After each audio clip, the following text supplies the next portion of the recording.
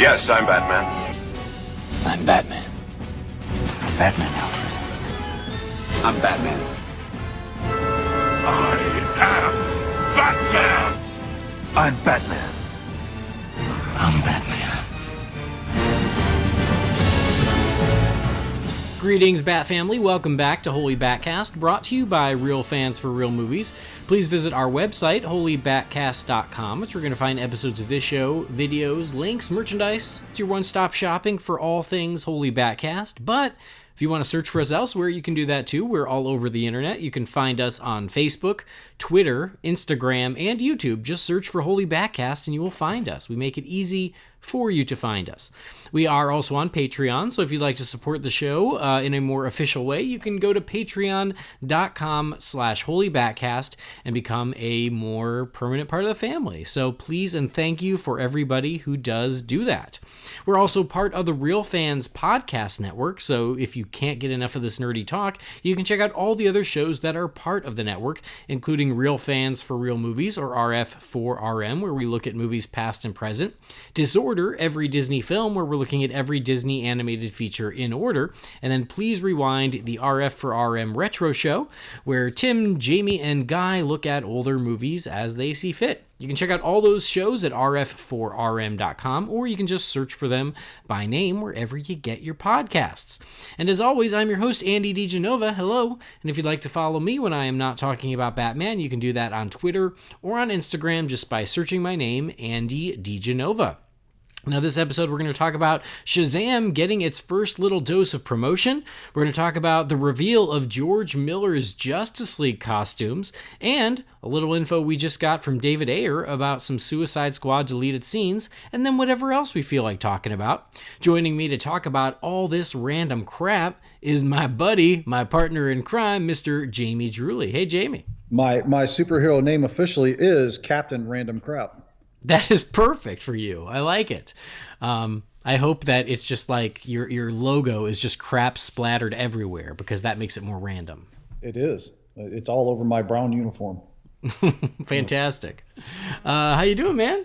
I'm about 40 degrees colder than I want to be, but other than that, I can't complain. Yeesh. Wow. Winter decided to come back, but at least I'm not getting that snow pounding like they are out east, so. Well, there you go. Glass is half full. Sure. And I mean, isn't that March, right? Yeah. Comes in like a lion, goes out like a lamb. You still got 11 days? No, not quite 11 days. What the hell date is it? I think it's 1 week. You got another week. Yeah, you got a week for that lamb to show up. Otherwise, everything I believe is a lie. Well, tomorrow it's supposed to be like high in the low 40s.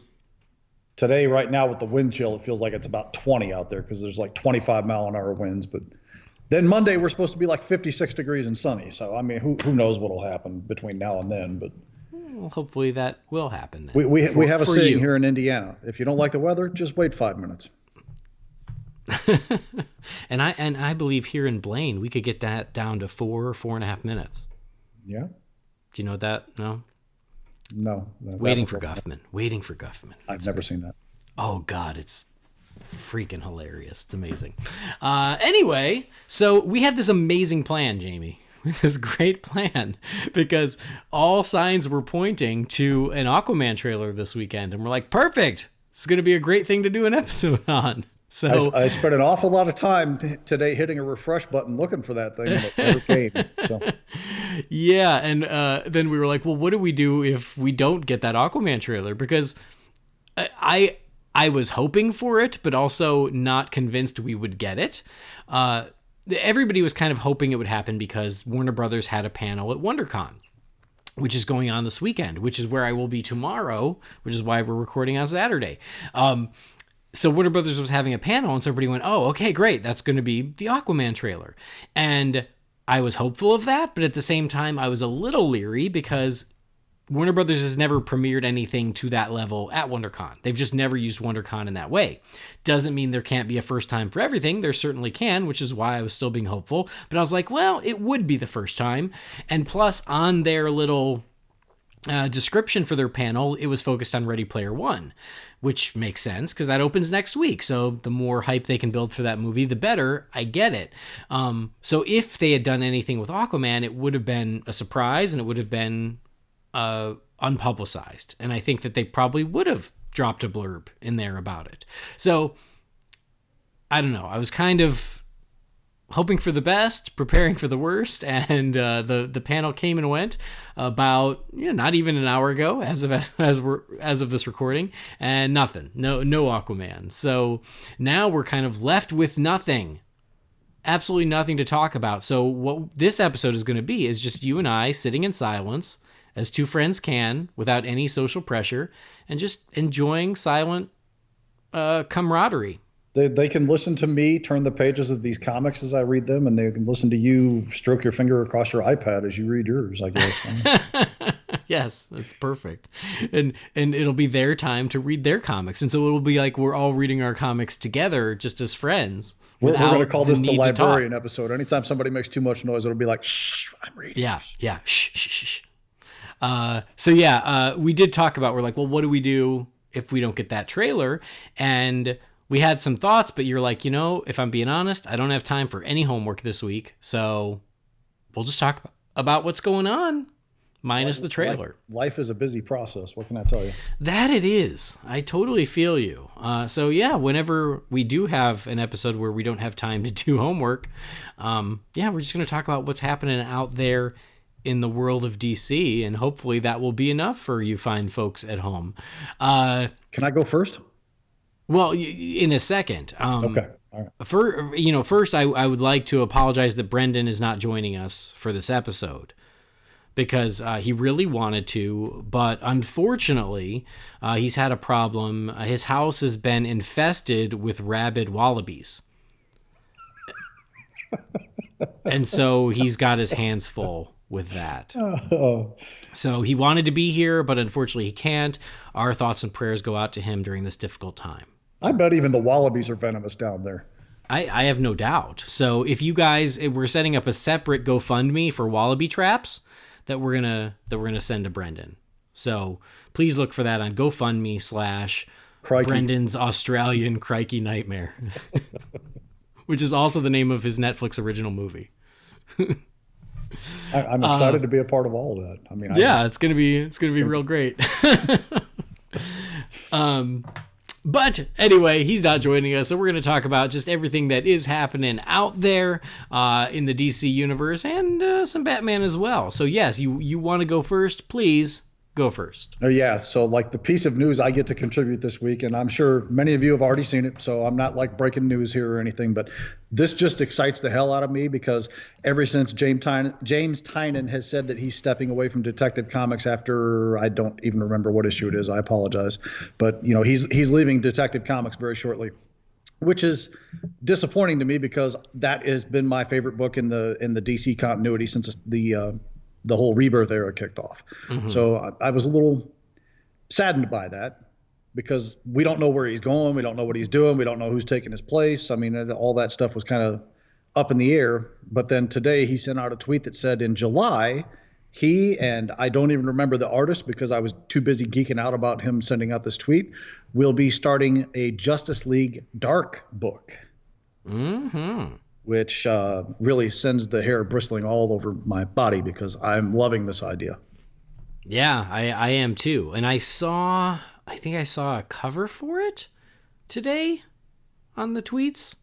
He did send out a picture with the tweet, but again, I was so giddy about the news and wanting to share it that I didn't stop to actually breathe and take a look at what it was that was on there. But luckily, I have this little device in my hand that I can see these things with, So it appears that Wonder Woman it looks is like part we of this have team.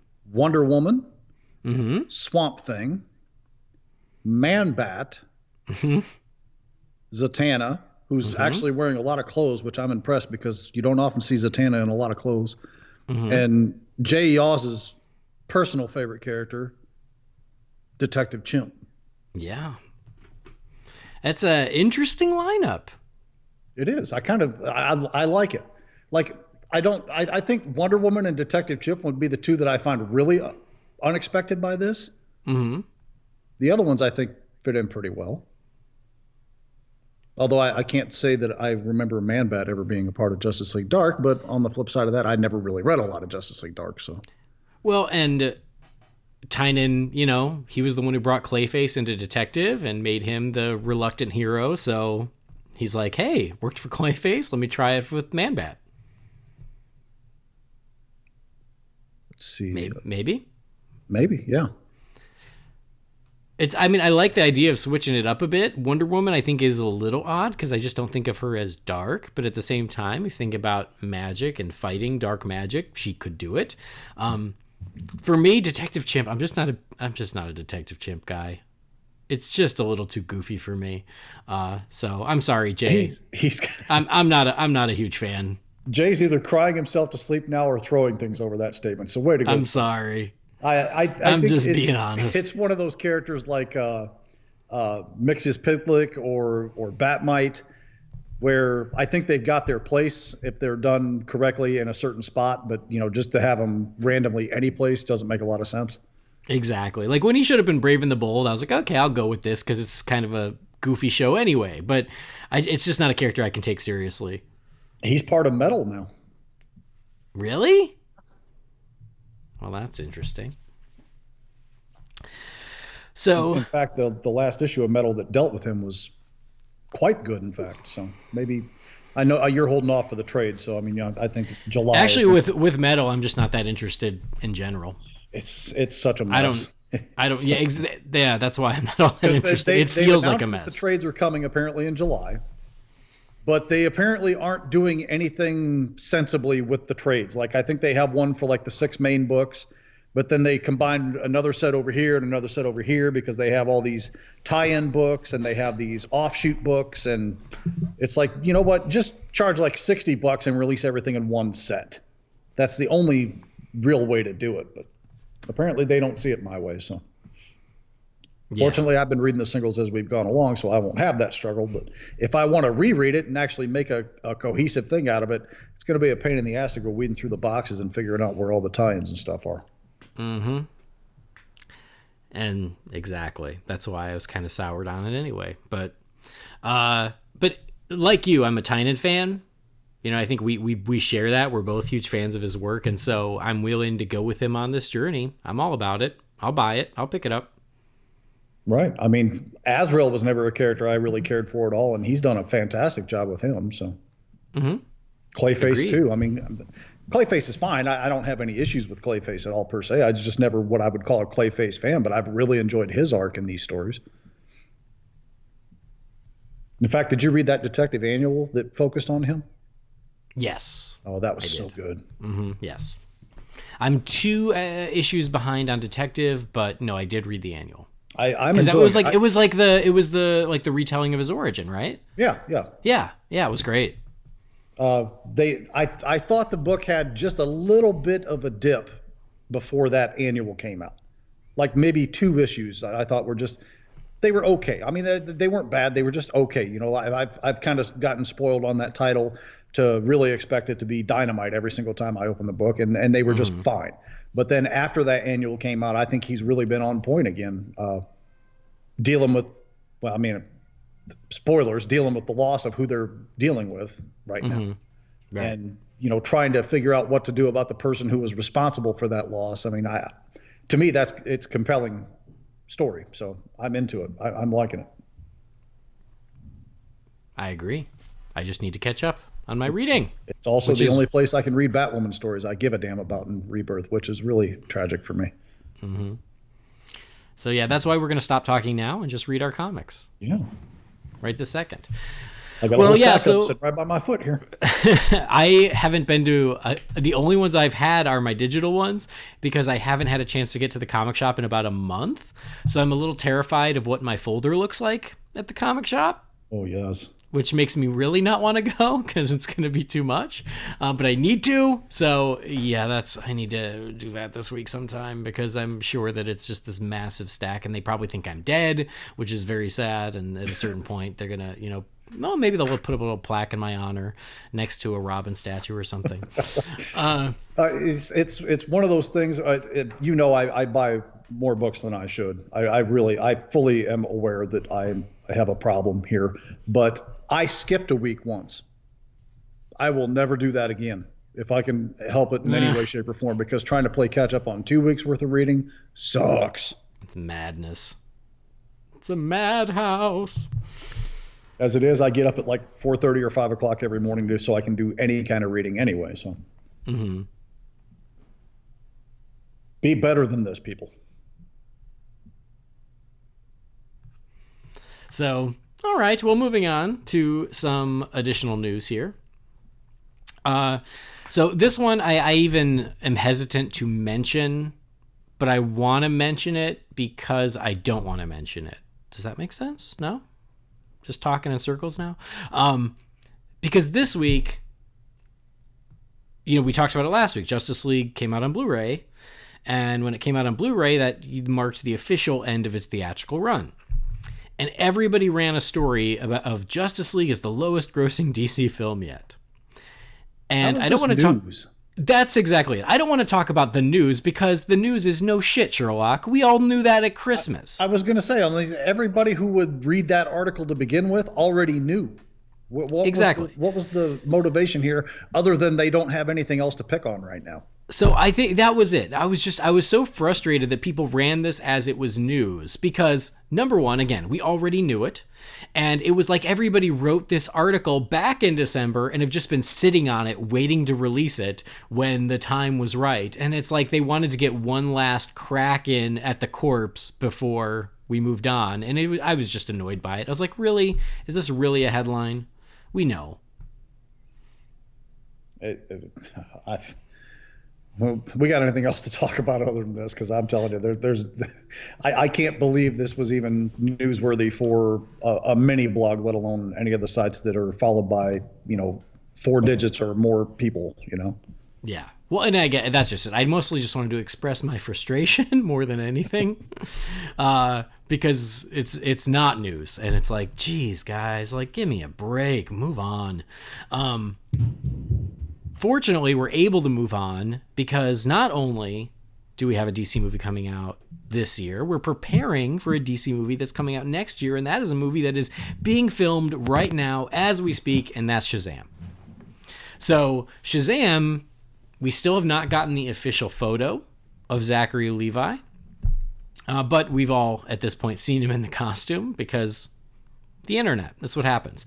But we did get our first little bit of official promotion for the movie this week. So we got the official logo for the film, and then Entertainment Weekly hosted a 10-minute live Q&A with the cast, but primarily with Zachary Levi and Asher Angel, maybe? That sounds right. Damn it. I really should prepare for these things. I think that's right. But yes, the two sides of Billy Batson, they did 95% of the Q&A, and at the very end, all of the Shazam kids came out and joined them. Did you watch it? Nope. Well, I did, because I did my homework, except for not knowing the damn kid's name. So don't listen to me. Pay no attention to me. So yeah, I watched it. It is only about 10 minutes. It's exciting just to kind of get the ball rolling. But here's the interesting thing. Even in that video, Zachary Levi was in jeans and a jacket. He was not in Shazam garb. So that actually is the Shazam garb. They caught the Krypton pilot, and they decided that Adam Strange looked so good in the Krypton pilot that that's what they're going with for the Shazam movie now. Amazing. So the red costume with the white cape has been completely scrapped. Jeans and a t-shirt. That's perfect. So does that also mean that Bryan Singer was a costume consultant? No, that would be black jeans and a black t-shirt. Oh, right. Yeah, thank you for clarifying. Perfect. So yeah, it was just the two of them being adorable and answering questions. Nothing super revealing. Just it was just a cute little thing that they did to start talking about the movie. They were in the middle of production. They were standing in front of a carnival game. So that leads me to believe that there will be a scene at a carnival in Shazam. They reiterated the idea of that it's very much Superman meets Big, which makes sense. We all kind of knew that anyway. Little Asher kept saying how it's a family movie, which was interesting. And they were in winter clothes. So again, further credence that takes place in the winter at Christmas time. Anyway, nothing super revealing about it other than the fact that they were, having a blast and getting along. I think that having the entire Shazam family, or what did Zachary Levi call it? The Shazamly? Had them all come out at the end with stuffed tigers. That's witty. Yeah. It definitely feels like New 52 based, where Billy Batson had this family of other foster kids around him, because that's very much who they are. But then we got the official logo. What did you think of this official logo? I love that logo. I think it looks great. Yeah. I don't want them to change a thing about it. That's the logo I just want to stick for the whole thing. Mm-hmm. And you know what? Yeah. Because internets like to gripe about things, I actually saw people complaining about the lightning bolt and how it should have been different in this way or different in that day. And I'm like, I'm logging off now. I can't deal with you people. Because I think it's great. I think it's one of the best logos, if not the best logo I've seen out of the DC movies since, the Dark Knight trilogy. Mm-hmm. No, I agree with you. I love it. It's what it should be for Shazam. You got that lightning bolt. You got the big, bold red letters. You got, a little storm in the background. It's straightforward, but it's perfect. It looks exactly how it should. Complete I do with notice exclamation point, because they mean it when they say it. It's not the movie isn't called Shazam. It's called Shazam. Exactly. Yeah. Get that emphasis. I do notice though, especially in the past year or so, DC has been slapping that DC logo on everything. Good. Have you noticed that? No, but I mean, I know it's there, but I'm not like focused on it at all. But good. It seems like there's a very conscious effort to make the DC brand recognizable on its own. So even like all of my iTunes artwork for every DC movie had been updated sometime in the past year to add that DC logo somewhere on the artwork. And then on this poster, on the Justice League menu, the DC logo is bam right there at the top. So yeah, I just feel like there's a very conscious effort on Warner Brothers' part to make the DC brand recognizable. So they're putting this logo on everything, which I'm not complaining. It's just an observation. I think it's great. I think it should be a recognizable logo in and of itself. I just hope they don't redesign the logo in another year and then have to start all over. Yeah, leave it where it's at. It ain't broke. Don't fix it. Yeah. So anyway, yeah, I think that this is exciting to get this first little bit. Something else I don't want to address, but I'm going to address it is is that like for a large group of DC fans, instead of being like, "Oh, great, cool," like Shazam's starting a little bit of promotion, they instead found a reason to complain and were like, "Well, where the hell's the Aquaman promotion?" And I will make the point that I made on Twitter, which is they did this when Aquaman was in production. They released the official logo. They released some set photos. James Wan tweeted out official photos of Mera, if you remember. So they did do this when Aquaman was in production, and now they're doing it for Shazam. It is not a reason for concern. It is not there's nothing to read between the lines that somehow Warner Brothers doesn't care about Aquaman. They are just starting to get people aware of Shazam. That's all it is. Relax.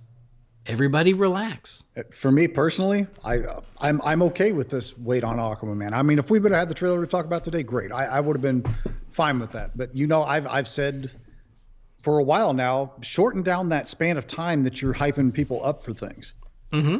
And that's what they appear to be doing with Aquaman, and I'm fine with that. I mean, if other people aren't, different strokes, different folks, I guess. But if I don't get a trailer for Aquaman until late next month or something, I'm imagining they probably want to have the thing out for the time Infinity War comes out. Mm-hmm. I would guess. I mean, that seems like a logical enough approach.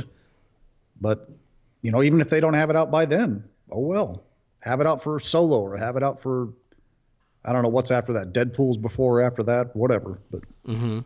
Well, there's any time in the next 2 or 3 months where they could release the Aquaman trailer and it would make sense. Like, if they did it this week, it would make sense because Ready Player One's about to hit theaters and maybe they can attach it to that. However, Warner Brothers tends to only think about the next movie coming. So I think they're more interested in people seeing the Rampage trailer before Ready Player One than Aquaman, which comes out in 9 months. I see. You could have a baby before Aquaman comes out without being pregnant today. So you might want to think about getting to work on it, but yeah, you're exactly right. I mean, it would just be a week or two premature. But the point is, the science is sound. You could get pregnant today and have a baby before you see Aquaman. He ain't wrong. You could bring a new life into this world before you buy a ticket for Aquaman. So anyway, I think that there's a little thing in the background going on where they did want a little buffer between Justice League and Aquaman, because I learned this week, which is really interesting, is that Justice League was the lowest grossing DC film, which I didn't know that. So, like, thank God for these news sites sharing this really important and impactful fact, because I had no idea. But because we know that Justice League underperformed, I think they wanted a little bit of a gap. They weren't trying to piggyback on Justice League. They wanted to give a breather before they start pushing Aquaman, which I understand that. I also understand that, as you said, they're constantly re-looking at their promotion strategies and making sure that they're targeting it the correct way, and doing it a year out doesn't always help. They did that with Justice League. It didn't help. And so you've been saying, yeah, like, it's okay to not give it to me a year out. And I'm sure, I don't know how much evidence there is that year out teaser really does any good at the end of the day. And for comparison, you mentioned Infinity War. Infinity War is coming in just over a month. It is almost here. They released the first trailer for Infinity War 5 months out. Exactly. And that's potentially the most ambitious / biggest, however you want to phrase it, comic book film that's ever been done to date. Yeah. It's essentially supposed to, and I don't believe for a second this isn't going to end on a cliffhanger, and Avengers 4 isn't going to be the sequel to it directly. I don't care what anybody says. That's a movie, if you were going to start hyping it up, you would think that they would go that far out, and they didn't. 5 months. I mean, it was insane. Mm-hmm. And people were ravenous to get that trailer when it came out in December or whenever that was. Mm-hmm. This is what we should get out of Aquaman. And the only thing I think that teaser does when you put it out a year early is gets people counting down the clock until they get the next real trailer. Mm-hmm. And then that one comes out 3 or 4 months later, and then they're counting down another clock till the next real trailer. And then you wind up having to have 4 trailers in there, which ultimately winds up, to me anyway, delivering more information than you should have. If I get my wish, we'll get the Aquaman promotion maybe 6 or 7 months out tops, and only get 2 trailers. Give me a teaser, give me a full trailer, leave me alone until the movie comes out. And I think they're not going to do that, but I think that's all you need, though. I agree. And that's why they're waiting. Like, it's waiting just means that there's one less trailer of them giving away stuff, which again doesn't concern me. I'm fine. And there's plenty of big movies coming out over the next couple months that they probably will want a trailer in theaters for, but whether that's Ready Player One, whether that's Rampage, whether that's Infinity War, whether that's Deadpool, whether that's Solo, all of those are very viable options, and it's all fine. Exactly. It's not that big a deal. What do we have? Do we have 2 trailers or 3 trailers for Infinity War now? 2? Okay, so 2 trailers for Infinity War. There is literally a sizable cluster of people out there who will not watch the second trailer because they don't want anything ruined. And you know what? I don't blame them. After all the things that have been given away in trailers over the years, I mean, at some point go on blackout with it. So yeah, shorten that down, and just less is more as far as I'm concerned. You want to build hype, just give it the teaser, and then a couple months later give the trailer, and then a couple months later give me the movie. I'm good. That's all I need. Mm-hmm. But they don't leave me in charge, people. Believe it or not, they don't listen to anything I say. It's weird. They don't return my phone calls. They don't return my text messages, my emails, nothing. Mm-hmm. So, yeah, I mean, there's plenty of time. 9 months, guys. Plenty of time. Don't worry so much. I'm looking forward to it. Trailer or not. I mean, just, the stuff that was mentioned about the early test screenings or whatever sounded, quite positive. And, take that for whatever it's worth, grain of salt and all. But it got me excited hearing some of the information that came out of those. And now I guess there's spoilers floating around for the movie. So fortunately, I haven't come across any of them. I haven't either. So that's good. But it's coming, and I can't wait. It's going to be awesome. Although I don't know where I'm going to go look for Aquaman toys because there'll be no Toys R Us by the time the movie comes out. Target. Yeah, Target's or Amazon. Big on the DC stuff anyway. So yeah. So in the meantime, Shazam, great logo. I'm excited about that. They're shooting the movie. They seem to be having a blast. It seems like this one's going along, no bumps on the road, just kind of cruising along as it should, which is super exciting because we'll get that in just over a year's time. Which means I'm sure they're going to wrap up principal photography pretty soon. They got to be getting close. Yeah. I'm looking forward to the reshoot news, though. Well, as long as Zachary Levi does not grow a mustache, I'm fine. I'm fine with that. And in that video, again, there's nothing super revealing, but he's incredibly likable. Oh, he is. He's great. I watch Chuck occasionally. I wasn't like a Chuck super fan, but I think that show was good. And I think he and Yvonne Strahovski, is that how you say her name? You tell me. I have no idea. Okay. Well, anyway, that's more than I know about Chuck. Okay. It was a fun show. It was reasonably decent to watch. There was nothing I found offensive about it in any way. I mean, I enjoyed the show, but I wasn't like a mega fan of it. But then he did a couple years ago, I want to say maybe 2 or 3 years ago, he did a game show on Sci-Fi Channel called Geeks Who Drink. And he was the host of that show. And it was basically two groups of like 2 or 3, pseudo celebrities. Like John DiMaggio was one time.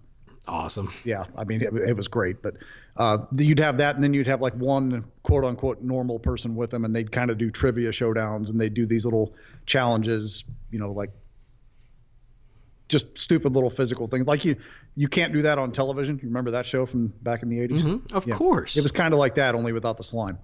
I'm not interested. But anyway, he hosted that show, and he was, charming. He was very likable on that, and he's great. He just has that energetic personality that really works. It's not the annoying type. It's the kind that he brightens up a room instead of, like getting people to roll their eyes at him, sort of thing. Sure. He has a nice balance with it. I think as far as I can tell, that's just him. I mean, anything I've ever seen him in, that's how he acts. So I'm going to assume and give him the benefit of the doubt that that's just who he is as a person. And I think that's great. And I hope it translates over into Shazam.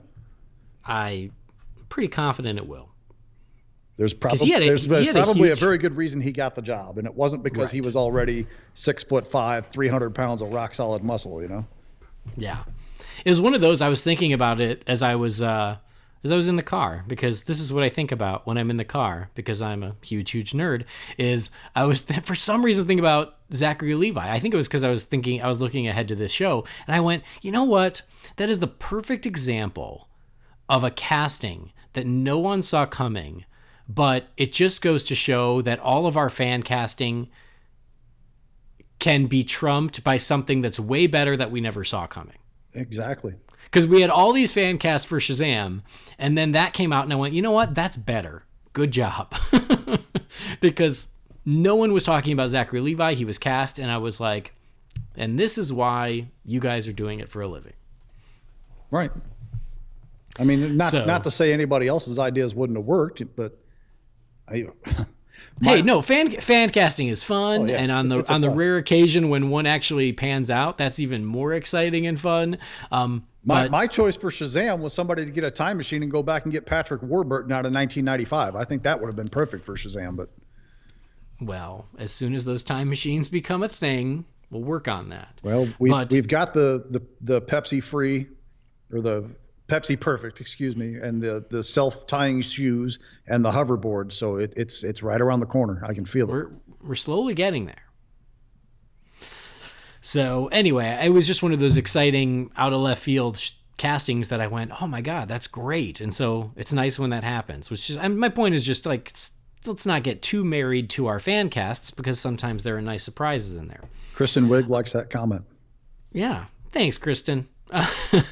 So anyway, something else that happened, we talked about Shazam being Superman meets Big. Well, Superman himself, Henry Cavill, is out there doing his thing, and he shared a little video this week. It's kind of fun and self-deprecating, where he's officially shaved off his Mission Impossible mustache, and he commemorated the event by sharing this video with all of us and having a good sense of humor about the whole thing, and then even like this montage of mustache photos to Sarah McLachlan's I Will Remember You. It was pretty hysterical. I never watched that either, and it's not because I had any opposition to watching it. It's because I don't think I ever saw a post of that where somebody wasn't flying off the handle about the Justice League CGI again. And I just didn't want to deal with that, so I just went on about my life. Well, I watched the video, but I paid no attention to the conversation or the comments. The video was funny. It was just him like, yes, it's official. The mustache is gone, but I'll always remember it. And it like ended with the title card of shaved but not forgotten. It was pretty funny. Cat's got a good sense of humor. And so some people are thinking that he shaved that because Shazam is shooting. I'm okay with this. I have no issue with it. I also think that maybe he's just tired of having it because he's done with Mission Impossible, so it doesn't matter. But, there's been a lot of rumors about him showing up in Shazam. I think it would make sense. I think it would be cool, so I'm all for it. I absolutely have no opposition to that whatsoever, and in fact, I would outright encourage the idea. Yeah, just like a brief cameo bit, maybe a slightly extended cameo even. I don't want any of this, him coming into the third act, helping him fight back a threat or anything, because that takes away from Shazam himself. But having Henry Cavill show up as Superman in that film would be a delight for me. I agree. I would love him to like show up and like give a little bit of like mentorly advice. That would be perfect. And then disappear for the rest of the movie. But perfect. Like I think that would be super cool. Why aren't you in charge of this stuff? And they don't call me either. Damn it. In fact, they asked me to stop calling them, which was really hurtful. Did you get one of those letters in the mail about something? I did. About the 500 feet stay back or something? Yeah, it was something I got one of those. That. I didn't pay much attention to it, but I got one. Yeah. I just throw those away at this point because I've gotten so many of them. Right. Usually from ex-girlfriends, but this one came from Warner Brothers. So yeah, we may see Superman on the big screen next year. We might. Again, I'm trying not to get my hopes up because it could just be that he shaved. But it would be nice. It would be super fun. But one place we will never see Superman is on Krypton. Did you watch the show? Nope, not yet. Okay. I'm just saying it came out this week, but I haven't watched it yet. I've heard very mixed things. I've heard people go, I really liked it, I'm in, and I've heard people go, and I'm already bored. It's not for me, but it's not a bad show. I mean, there's nothing. I wasn't watching the show, rolling my eyes, checking my watch, anything like that. Like I find it above Arrow, but below the other DC shows, if that helps put it in any kind of perspective. Mm-hmm. It's decent and it's put together well enough, but it's like at one point it felt like they were trying to ape Star Wars, and at more often than not, they were trying to ape Game of Thrones. It's fine. It's just not. I'm going to ride out the first season. I'm going to give it the benefit of the doubt because I really want to see Brainiac and how they do him when he shows up, and maybe give it some time to piece together a little bit because it's only a 10-episode season. That's a pretty low commitment. And if I see improvement out of it, I'll stick with the show. If I don't, I'll probably tap out after season 1. Mm-hmm. But it's not a bad show. It's just not there's too much content out there for me to watch another show where I'm going, eh. Yeah, exactly. That's my concern. Is I will definitely watch the pilot. If it hooks me, great. But I was not super into it to begin with until they showed me Brainiac, and then I got a little more interested. So we'll see how it goes. I'm going to give it a shot. but time will tell if I can stick with it. I had the same issue with Legion. I watched the pilot of Legion, and I actually really liked the pilot, but then I never went back to it. Not because I didn't like it. There's just too much out there, and so it was just one that I didn't feel compelled to keep up with. Yeah, Legion's a really well put together show. It's got great production value. It's really well done. It's just not speaking to me in a voice that's compelling enough for me to stick with it. I watched the first 3 or 4 episodes, and it was good. I got so much other stuff to read and watch and do that I can't stick with that sort of thing now. And the content is never ending now with these apps and TV. Everybody, every network's in on the game now doing this stuff. It's insanity. It's good insanity. I mean, it's nice to have that kind of selection out there versus just having like one superhero show on one network for years, which is what we had, prior to this golden age of geekery that we have. Yeah.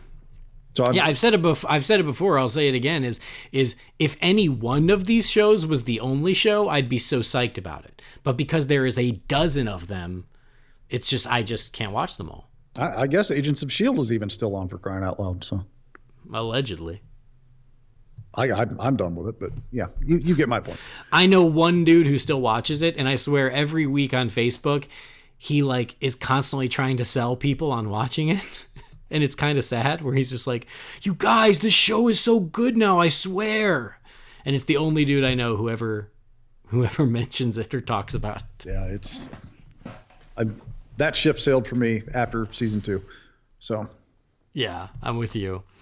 So anyway, Krypton, we'll see how it goes. But yeah, it's the downside of being spoiled is there's so many, you just have to pick and choose. Right. It's fine. It's just not, unless I see something, drastically grab me in the next 9 episodes, it'll just kind of fade off into the wind for me. So, right. Yeah, we'll see how it goes. Something else that we saw this week that was super interesting that I think we've been wanting to see for a lot of years now is we've seen the alleged costumes from George Miller's Justice League Mortal that was set to be made around 2007, I want to say. That sounds right, yeah. I knew it was post Batman Begins, but pre-Dark Knight. Justice League Mortal was going into production in Australia, and so far we'd seen a photo of Megan Gale as Wonder Woman, which is great looking, I think. We had seen some artwork for Aquaman. And then this week we saw a rendering of the Superman suit, and then Collider shared a group photo of all 7. The issue with this group photo is it is so low res that it's what? I could not get that picture blown up big enough to where I could see anything and not have it be blurry as hell. Yeah, it is so low res that it's really hard to make a great judgment on it. And so you're just kind of looking at this fuzzy shot and going, well, this looks kind of okay. This looks less okay. Who knows? Apparently Armie Hammer has said that the bat suit isn't legit. It seemed really exaggerated from what I could tell. And again, details were hard to see, but the ears were damn near a foot tall on it. Mm-hmm. Well, I have no issue with big ears. No, I don't have an issue with it, but I mean, that doesn't strike me as something that would have made it into full production when they made the costume, Yeah. But I do here's the thing. I think these were not the final costumes. I think this was a costume test early on where some of the costumes worked and some didn't. So, because that is definitely the Wonder Woman outfit that we had previously seen. Mm-hmm. And then the Aquaman one definitely looks like the artwork that we've seen. But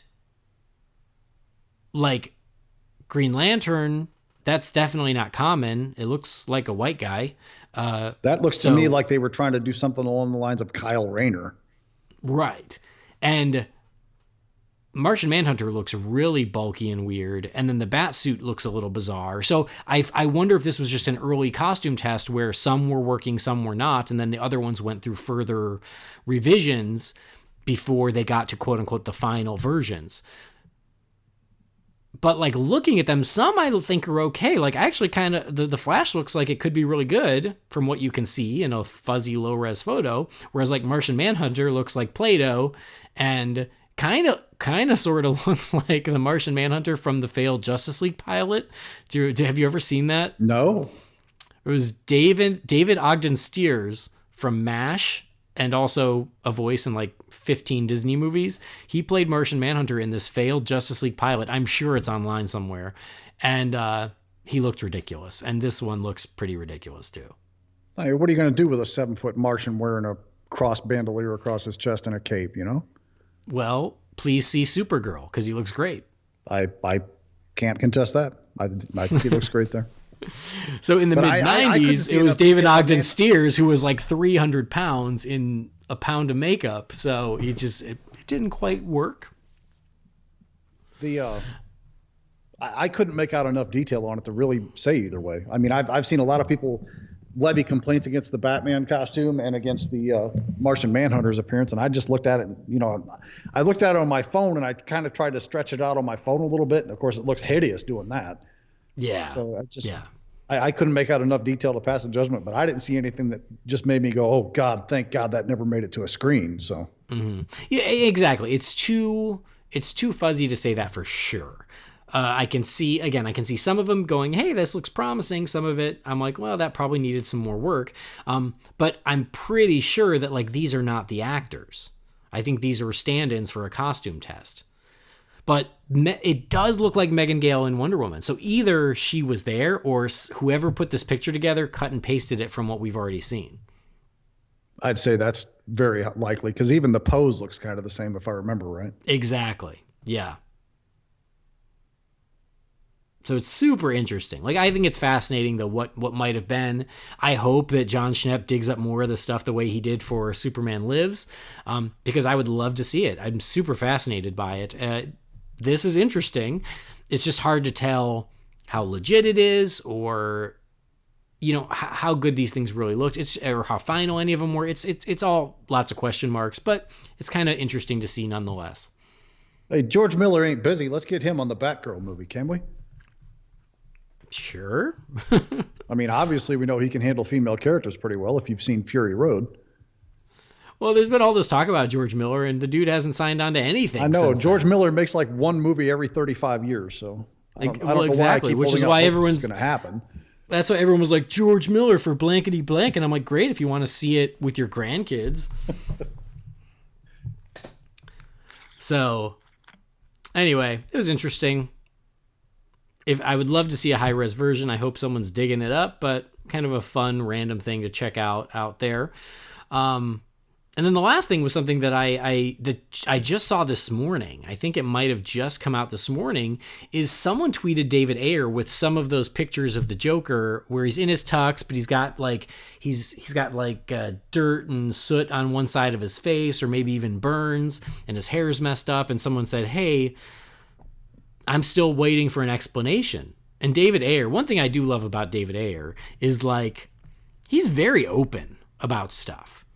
Like after Suicide Squad came and went, he was very open about the stuff he was proud of and the stuff he regretted. He was super, he was great. Like people gave him lots of shit and he took it in stride, which I have so much respect for. And so I love how he's pretty much just what you see is what you get, which I think is great. Right. But anyway, someone said this to him. Someone said, I want an explanation for this. And so I guess he thinks it's been long enough. He's going to give one. So here's what he said. He said, after Joker dropped HQ, Harley Quinn, from it says help and crashed. It should have been hello. Exactly. I think it's hello. Enchantress made a deal with him. He was going to take Harley home and be king of Gotham. Harley stood up to him and refused to betray her new friends. The squad turned on him and he escaped. And apparently, internet's lost his mind over this. Mm-hmm. Like you sent that tweet out, I saw your retweet of it, and I was like, "Oh, that's interesting." And then literally like 6-7 minutes later, I got back on Twitter, and the internet was on fire, and I was like, "I'm done with this," and I logged out. Smart man. And that was my response. I was like, "Wow, that sounds really great. I would love to see that." Let's leave it at that. And of course, it just became a shit show of release the Ayer cut and burn Warner Brothers to the ground and I will say this though, like we got the extended cut of Suicide Squad, which I do enjoy slightly more than the theatrical cut. Still essentially the same movie, but I like the additional character moments that are in the extended cut. But the extended cut reinserted the Joker scenes that we knew were shot based on behind the scenes footage that weren't in the theatrical cut, with the exception of this one. And so it just made me go, well, if you put those others back in, why wouldn't you just put this one in too? Why wouldn't you just go all the way instead of doing 2 out of 3? It's just that's the one thing where I find it really odd. You might as well have just done all 3, because I think that would have been awesome. Because they changed the ending and it wouldn't have fit with the narrative of the film the way they presented it any longer. That's my guess anyway. In other words, if he runs away from her, she stands up and gets in his face and says, I ain't leaving these guys, and they turn on him and he runs away. The ending of the film as we got it doesn't make any more sense now. You mean like the ending where he breaks her out? Where he breaks her out and they run off together. Exactly. Yeah, because you're right. Then she would have said no, but then say yes. Yeah, that just wouldn't have worked. So if they put this back in, they would have had to change that ending from the final cut the final cut of the film. It doesn't work anymore. No, I think that's a great point. I have those once in a while, believe it or not. Yeah, so I wonder what the other ending was then. Because you're right, that the current ending kind of contradicts the scene, so you would have had to been one or the other. If the scene existed, what would have been the ending? That's a great question. Maybe we can get David Ayer to answer that. Well, obviously he's open to doing that sort of thing once in a while, so. Yeah. And that is cool when these guys do that sort of thing. Sandberg seems to be really open to doing that. Chris McKay, as he was going along with the Nightwing stuff before that kind of got put on the back burner, was really good about interactions. Matt Reeves, to a much smaller extent, is really good about the interactions. It's good when these guys have themselves out there. And, if they aren't strong presences on social media or interact a lot, there's nothing wrong with that. I mean, different people do different things. I'm not good at interacting with people in person like I am online or anything. So I can't say there's anything wrong with them for not doing it. But I just think it's cool when these guys interact with their fans like that. Mm-hmm. I think that's great. I'd honestly like to see more of that. Like Stephen Amell is fantastic about that. Mm-hmm. Yeah, I completely agree. Well, it's interesting. I would have loved to have seen the scene. I think it would have been really cool. Hopefully we'll, maybe see it someday. Yeah. I could take it or leave it. I mean, it's not something that I'm sitting here heartbroken over that it didn't happen, because I was fine with the film as it was. I mean, it's my least favorite of the DC films, but I still think it's good. I enjoy it. I like it. So I don't want to be sitting here thinking to myself there was a better cut of that movie out here somewhere, because I've already said all my thoughts on that. But I mean, the ending they gave us in the movie essentially sets up anything that happens with those two in the future. Because if she, is scorned with him and is done with him at the end of Suicide Squad, there is no potential for a Joker Harley movie to come later, unless it's a prequel thing that leads into the events up to that point. Mm-hmm. I mean, you cut the legs off of it at that point doing it that way. So, mm-hmm. Unless you have an entire movie about their reconciliation, which I don't think I really want to see that. Right. So no, I'm fine with what we got. Yeah, no, I'm same thing. We're like, I'm not going to lose any sleep over this, but I think it's cool. It's interesting to hear what else was there. Agreed. Terrific. All right. Well, I feel like that's a pretty good check-in on the world of DC while we wait for our Aquaman trailer and more. But those were I think the big things going on out there at the moment. Something else that's going on with a friend of ours, you've heard him on the show a couple times in the past few months, Rob Myers from the Robin Everyone Loves the Drake podcast. God, why? Blah, blah, blah. The Robin Everyone Loves the Drake podcast. He is working on something super fun. Super cool. He is doing a radio drama of A Lonely Place of Dying and A Lonely Place of Living. So we have a little promo for that. So please enjoy. Coming soon from Robin Everyone Loves the Drake, a Batman Universe Podcast Network production. It's the radio drama you've demanded. Well, it's the one Rob produced and made into a 4-part weekly radio drama. From the pages of Detective Comics comes A Lonely Place of Living. Where in the world is Tim Drake? Red Robin faces a crucial decision: escape the most devious prison ever devised, or find himself abandoned beyond time and space for all eternity. Not really a choice, right? But when he finds out just who is locked in there with him, Tim's world will change in ways he never imagined. In the biggest undertaking Robin Everyone Loves the Drake has ever attempted, ELTD Theater is in full swing, with over 20 voice actors from a variety of popular podcasts lending their talents to make the comics come alive. Featuring Justin Kowalski as Batman. And all the time he's been out there, lost and trapped, knowing that at the end of the day, his mentor was one of the world's greatest detectives on the planet. He knew I was coming. I wasn't! And I can't stop until I bring him home. Andrew Leland as Alfred. Master Bruce, you need to sleep even just a few hours. I'm getting ready to pull out one of Dr. Crane's more narcotic gases from the laboratory if you continue like this. Andy Gianova as Nightwing. Robin? You want me to go back to being Robin? I can't. Just as I can't go back to being 13 again. But you're right. Batman needs me. Maybe instead of arguing with him, I should try and help him. Olivia Mullins as Batwoman. Unconscious the next roof over. We could turn him over to Argus. I know they'll want someone to answer for his crimes. Stella Bowman as Spoiler. Hey, Dad. How's your night going? Still dead? Yeah, thought so. The irredeemable Shag as Brother Eye. Brother Eye is now online. Michael Bailey as Mr. Oz. Your mentor. He recently learned that you were alive, that you were trapped. But search as he might, he cannot find you. He hasn't slept in 5 nights, save for moments that he nods off in the chair. It consumes him. Rob Myers as Red Robin. I thought I would impress him. The way that I pieced it all together, and God, I wanted to impress him. I'd only met him once, just as a boy. I was terrified of the circus, but he calmed me down, and he told me that he would be performing just for me. And many, many more. The first episode hits the first Wednesday in May, so prepare your ears for the story that changes everything for Tim Drake. Hold on tight, Tim. As tight as you can to every moment, because this will all be over sooner than you can imagine.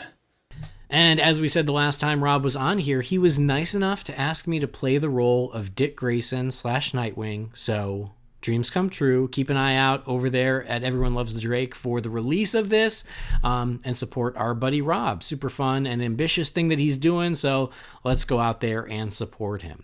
Now, let's see what you got. We got to get Chris McKay on the horn. We've got our Nightwing now, so just get Chris McKay back on the horn and tell him we're ready to start filming.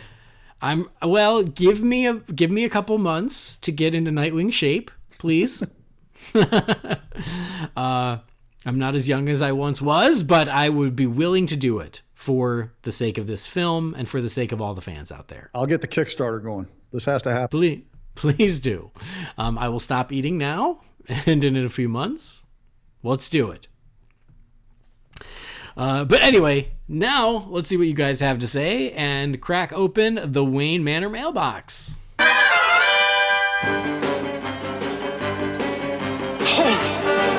BatCast. Wayne Manor mailbox.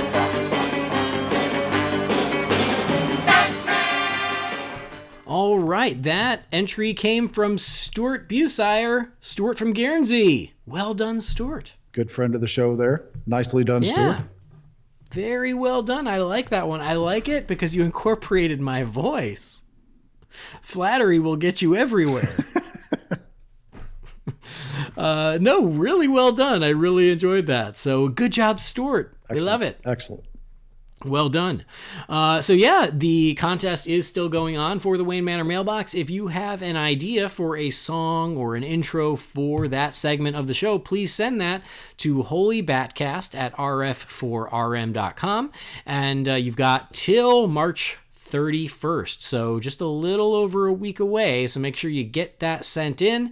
And again, the winner will receive a fabulous prize package of a Blu-ray of Teen Titans vs. Justice League, a Funko Pop from Batman the Animated Series, and the collected edition of Batman the Court of Owls. So it is not too late. And scissors and some pencils. And also some of my office supplies. some outdated business cards, some scissors, a couple Post-its, whatever's on my desk is yours. A picture of me and my family, all of them. Maybe they even can a be cat. yours. Maybe there might be a cat in the background too. We have some spares, so I will put it in a box, just like Aunt Bethany, and send it to you. Nice. So yes, anyway, if you've got an intro for the Wayne Manor mailbox, you got about a week left. Send those in. We will make sure that we play every entry on the air, but we are going to choose a winner after the end of the month. So it is not too late. Now, let's actually read some emails. We only got a couple, Jamie. It's a quiet week for the Wayne Manor mailbox, which is quiet's not always a bad thing. Kind of nice. Let's take a break now and then. I should reiterate, I've said it in the past, but I'm going to say it again, is oftentimes the Wayne Manor mailbox is so full that I cannot read every email. If I don't read every email, it's not that we don't love you or appreciate you. It's just that if we read every email we got, that would be the entire show, and we like to talk about other things. So just keep that in mind. We don't read 100% because sometimes there are just too many. This message here is from Jesse Willis. It says, "Hey, Holy BatCast family. What if Superman 5, starring Christopher Reeve, was made after Superman 4, which would feature Brainiac and the death of Superman?" Jesse, thank you for the question. Jamie, any thoughts on this? I would have watched it. I'm like the only person in the world who would admit to not hating Superman 4. I know what the movie is. I think the movie knew what the movie was. I think everybody knows what the movie is, but I don't hate it. I got some entertainment value out of it. So if they wanted to follow that up and give me a Brainiac, sure, I'm on board for that. I agree. I'd be all about it too. I loved Superman 4 when I was a kid. I loved it. I think we all loved it as kids. It's as we become snooty adults that we are, that was so wrong.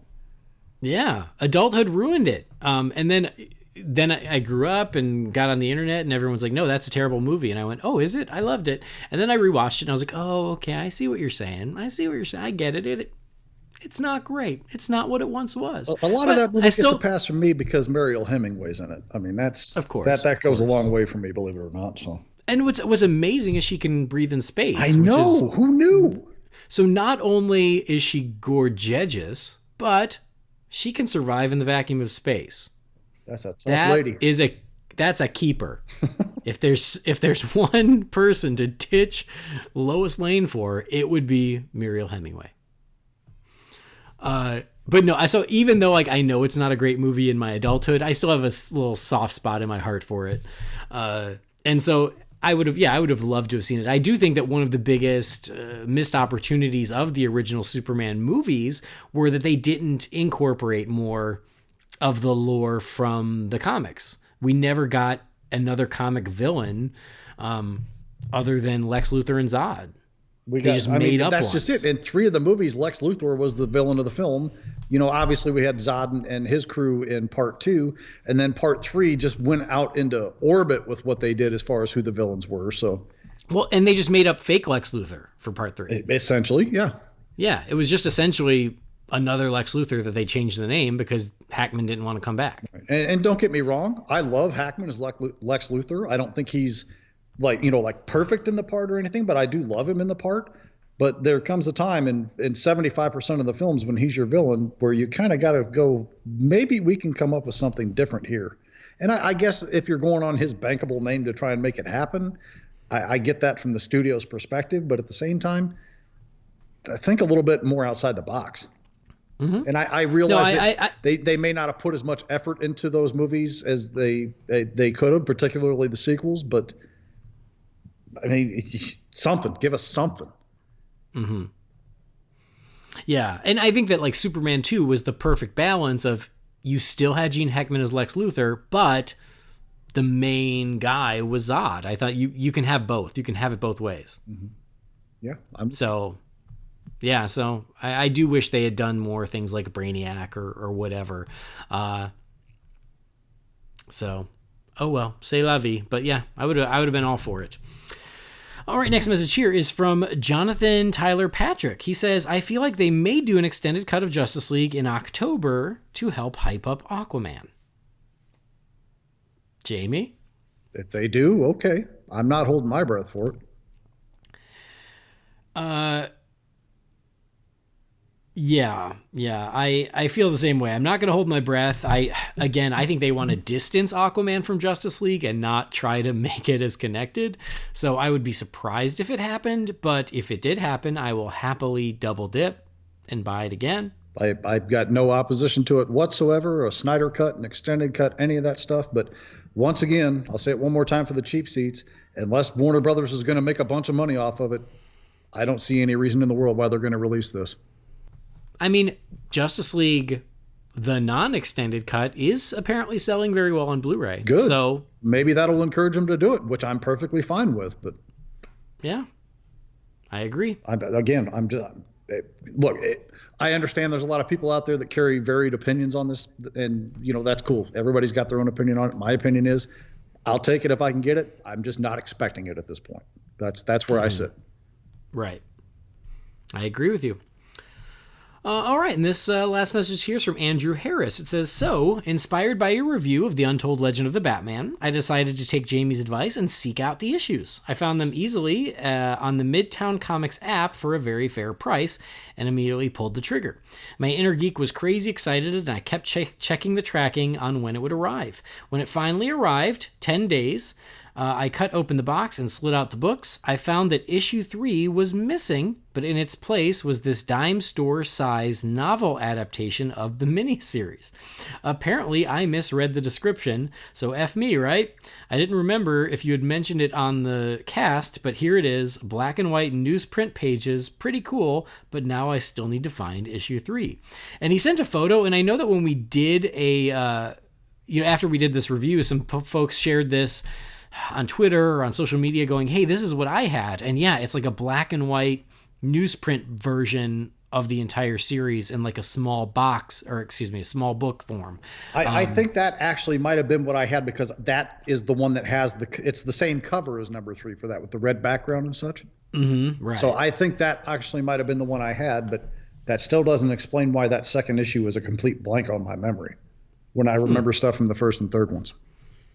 So anyway, maybe you just skipped it. Maybe you skipped to the end. Maybe you're an impatient child. Maybe I read it one time and I just didn't care enough to remember it. Anyway, not important. But I think that was the book. I had mentioned that I thought there was like a novel version of it with that cover on it, and that turns out I think that was the actual book with these black and white reprints in it. Yeah, I've got to say I was really impressed that when we did that episode, I really didn't know how it would be received, because again, I thought that the series was somewhat forgotten, but got some really great responses to that episode of people who had great memories of it, who owned it, or who sought it out because of it. So I was really excited that people seem to enjoy us looking back at that. But a lot of stuff like this where it's like, oh yeah, I remember this little book version of it, or the audio tape version, or whatever. So I thought that was really fun. That was cool. Agreed. Anyway, Andrew continues. He says, also very quickly, that Chuck Dixon, Scott McDaniel Nightwing run, this is where Nightwing was truly fully realized, and the world of Bloodhaven they built is amazing. I don't care if you review it on the show, but read some issues and we can geek out about it. Sincerest thanks for all your hard work and dedication to this character that we love and creating this community of kindred bat nerds. Andrew Kane Harris. Sweet. Thank you, Andrew. Yeah, I will definitely have to seek out this Chuck Dixon Nightwing run. Like, we've heard quite a bit of it, and I'm all for it. So I should check that out. Do you know if it's in trade or not? I haven't had a chance to really look yet, but we'll see. I'm trying to remember if somebody sent me a thing for that or not, because I know there was some discussion that went on after the fact that was floating around on Twitter there. It's just, I've got so much friggin' reading these days. Right, it's hard for me to keep up with stuff. And now I have to go read the Return of Thanos and Thanos Quest and Infinity Gauntlet leading up into Infinity War, so I can argue with Brent Clark about whether or not Thanos should be a sympathetic character. So I have that on my reading docket as well, which is like a month's worth of reading. Well, have fun with that. Yeah. And the problem is unlike TV, comics don't go on break where you can catch up. I know, they just keep coming and keep coming. I can tell you as a weekly pull list person now, I love nothing more than 5 Wednesday months, because it gives me a chance to catch up and breathe for a minute before I get my piles back up again. That makes sense. So anyway, thank you to everybody who wrote into the Wayne Manor mailbox. If you have a question or comment for us, you can send that, just like those contest entries, to Holy BatCast at rf4rm.com. Thank you for doing that, and thanks for participating and sharing your thoughts with us. Also, thank you to everybody who has taken the time to leave us an iTunes review. It is something that is quick and easy for you to do, but we can't say thank you enough because it does help people find the show. We're up to 242 reviews, which is awesome. I've seen real legitimate movies with less reviews than this show, like Mannequin 2 and Congo. Oh, Lord, no. Oh. But yeah, like 242 is pretty damn... It's pretty damn impressive. So the last review we got here is from I'm a Ogre 7901. It just says, cool show. This has been the best BatCast that I can find. They really do know their Batman. Short and sweet, but thank you so much. I'm an Ogre. Maybe you're a Shrek fan? Perhaps? I'm not sure. But thank you for the review, and thank you so much for listening to the show. Glad to have you aboard. Huge thank you. Something that we discussed on our last episode just briefly, and I realized we probably should have explained ourselves because we confused people, was we mentioned how Brendan died because of a Richard Citrone post, but now Brendan is alive again and fighting off hordes of rabid wallabies. So, which is better? I don't know. You tell me. But Richard Citrone, who we did have on this show last year, who is Ben Affleck's Batman stunt double. He's also done so many stunts for all the DC films. One of the nicest, coolest guys that we've had a chance to meet because of this show. He randomly and very sweetly posted a picture of himself in the Batsuit with earbuds in, saying, hey guys, if you guys love Batman and looking for a Batman podcast, check out Holy BatCast, where Andy, Jamie, and Brendan talk about this stuff, and it's a great show. And he just, out of the kindness of his heart, randomly one day decided to give us a little plug on social media, and it was just super cool of him. And yeah, so our social media went crazy a little bit for a day or two because of that, and that is what almost killed Brendan. Yeah. So I'm not even gonna lie, my heart skipped a couple of beats after I saw that post. So Richard, thank you very much from the bottom of my heart. Yeah, I was actually at the vet with my cat, and I get a message from you being like, hey, like, check out this post. And I was like, I'm trying to, take care of my cat. But when I got to see it, yes, it was just super, super sweet, totally unnecessary, but so nice of Richard to do that. And for those asking, yes, we've talked about Richard coming back on the show. We just want to make sure that we're respectful of his professional obligations, and we don't want to do anything that could cause challenges there. So I don't want him to talk about anything until he is ready to talk about things and is comfortable talking about things. But we keep in touch, and a huge thank you to Richard for doing that. It was super cool. Very cool. Appreciate it. But anyway, that is where we're going to wrap up this episode of the show. At only an hour and 10 minutes, Jamie. It's like old times when I used to actually care about being efficient with our time. I'm flashing back to the days of Real Fans for Real Movies podcast, where we say we try to keep every episode to an hour so you can listen to it in just one workout. And I'm thinking those days are long gone, dude. Yeah, long gone. It was a valid attempt, and then I just gave up. It was too hard. Well, I think the problem is once we got Leroy involved in these shows, you can't get him to stop talking. I mean, I didn't want to say it. You were thinking it. You don't have to say it. You were thinking it. We know. But yeah, Jamie, folks aren't following you yet. Where can they follow you? You can follow me on Twitter at BatRaider3960, or find me floating around the various Real Fans groups on Facebook. And I also want to take a second to make an unpaid promotion for a podcast that I am absolutely in love with right now. Guys, if you want to get some comic book stuff in your docket for your podcast, check out Comics Now. It's done by Brian Warshaw and Jay Yaws. They put it out once a week. It's a low time commitment. The episodes usually run right around a half an hour, maybe a little less, maybe a little more, depending on what they're doing. But the information's great. These guys know their stuff, and I'm absolutely loving this show. So give that show, check it out. Comics Now, good stuff. Excellent. I did not. That was not a paid endorsement. I'm just telling you guys to listen to it because I think it's a good show and it needs some listeners because it's good. I like it. Well, then what is this thing on Venmo where it says Jay Yaws just sent Jamie Drewley $250 with just an emoji of a little comic book? Oh man, it was supposed to be Bitcoin, So Jay. weird. God dang it. Oh, this is the problem with Venmo. Like, I need to see that my friend paid another friend for a burrito. I don't care. Their burrito purchases are their own business, and I don't need to see it. Anyway, yes. Very cool. Thank you, Jamie, for giving a little shout out to that show. So yeah, if you guys can't get enough comic book talk, boom, there you have it. But that is where we're going to wrap up this show. Thank you for downloading the show. Please make sure you do subscribe to the show on iTunes. Please leave us an iTunes review. And as Michael Keaton's Batman says, I want you to tell all your friends about me. Visit holybatcast.com.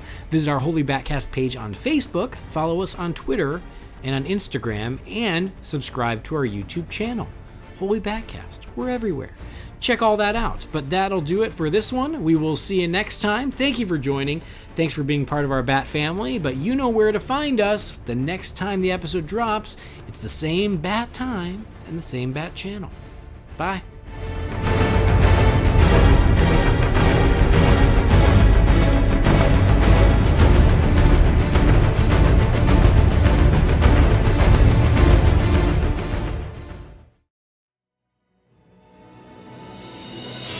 Holy BatCast is brought to you by real fans for real movies. Remember, the thoughts and opinions shared by the participants are theirs and theirs alone, and do not represent the companies or organizations they happen to work for.